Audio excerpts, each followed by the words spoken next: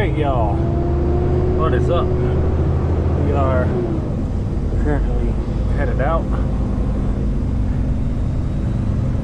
and going to Florida, Lakeland specifically, like a few miles from the terminal. So what does this mean? Well, we have somebody coming back for a guest spot later tonight, and we're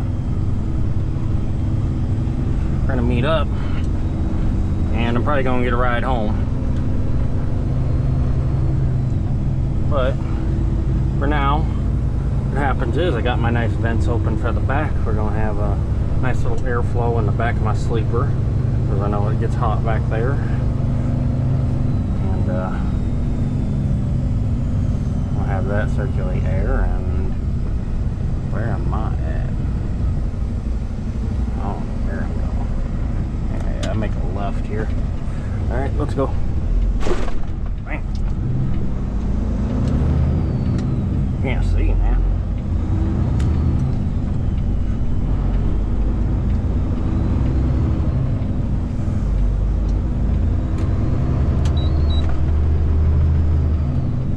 Got our nice low air light on, so continue on South Carolina 38.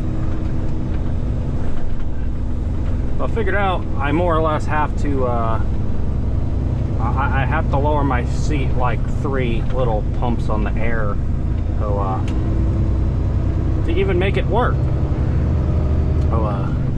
Because otherwise you guys can't see what's going on, and ultimately that kind of makes it look bad. And I mean, but the bright side is doing this hurts the hell out of my knee, because I have to drive it like this. So, and second, it makes it harder to see my front right hood mirror.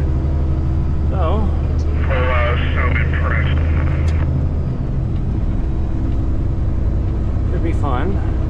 You know, my tires, everything looks good. Everything seems good, and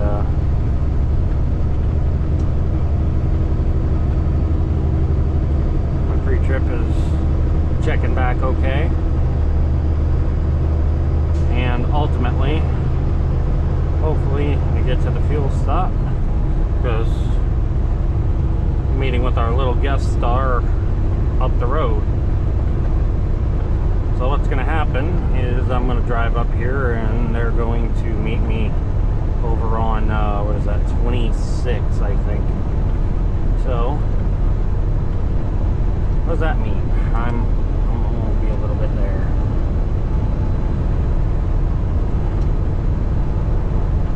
Good thing is they have a longer distance to go, so I'm definitely going to beat them there. But the problem is, man,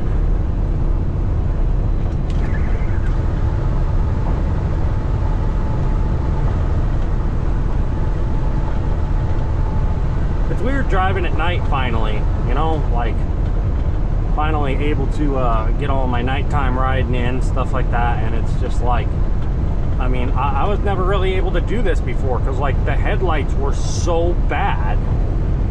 It's like a new lease on life being able to drive at night. And I can tell for y'all, like even y'all's perspective has a much better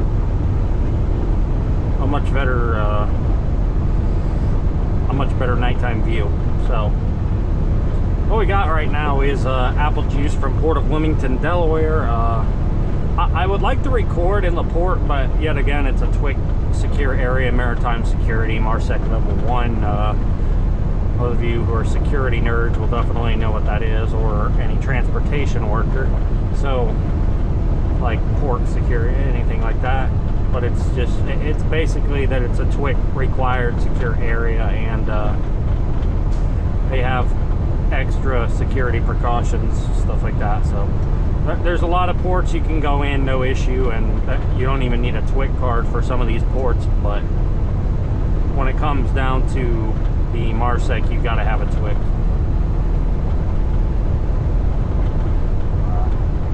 Yeah, it's not too bad. a nice 7.5-hour ride to go. Gonna do a little bit of a split. I mean, I've been up for a while, so oh boy, prepare to stop. And there's one construction zone that ranges all the way from South Carolina, well, I mean North Carolina, and it's like part of Virginia, all the way to North Carolina, and all the way into the very tip top of South Carolina. And it's all the way on I-95. They've completed sections of it now, but it's still wild to sit there and think about the fact that, oh hey, there's just a massive construction zone and you're in it the whole time. And it's like there's a lot of driving through it at night, and if you're tired, it's not a great scenario. Oh yeah, driving through there at night ain't great.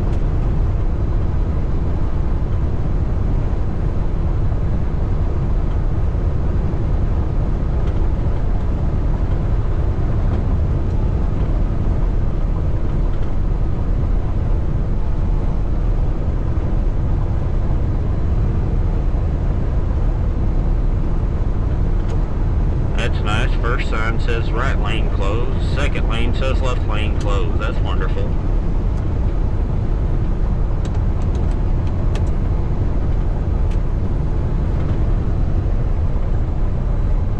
Construction workers are getting worse and worse, honestly. Like, everybody like says, oh yeah, be careful in construction zones, and everybody wonders why like we're seeing a record number of injuries for construction workers and stuff like that. It's not just people driving crazy. It's these construction zones are made so unbelievably dangerous. Their temporary roadways are made horribly, and on top of that, there's just so many problems. It's like there's so many problems because they try to shove you off the road with the cones. They try to make it. They try to put their cones as far over in your lane as they possibly can. And I'm like, oh yeah, it's safety and everything. And it's like, oh, they need some space to work. Like when it comes down to it, if I'm gonna hit cones, I'm gonna drive this truck into a ditch, I'm certainly gonna start hitting cones or whatever necessary. Because I'm not driving my truck into a ditch because they can't set up a proper security zone. You know what I mean? So it's like, the construction workers are causing most of the danger on themselves, and there's no regulation to it. They're causing seriously dangerous conditions in these construction zones, and nobody cares. And then it's on drivers when somebody gets hit and killed, when the construction zone, it's the fault of the construction workers because they don't know how to set up a proper zone. And it's when it comes down to either hitting a ditch or hitting a person, I don't think anybody's going to risk their own personal safety in crashing their vehicle as opposed to actually hitting a person. So I 100% believe most of the injuries in construction zones now are the construction workers' faults. 100%. If y'all drive a bunch of them, y'all probably know what I'm talking about. If you've never seen them, you wouldn't know. You'd think, oh yeah, be careful, but it's their own fault. It is their own fault most of the time. It's sad to say, but yeah, we're gonna head up here and we're gonna get on over past 26, and then we're gonna do our little meetup and make another video then. Love y'all.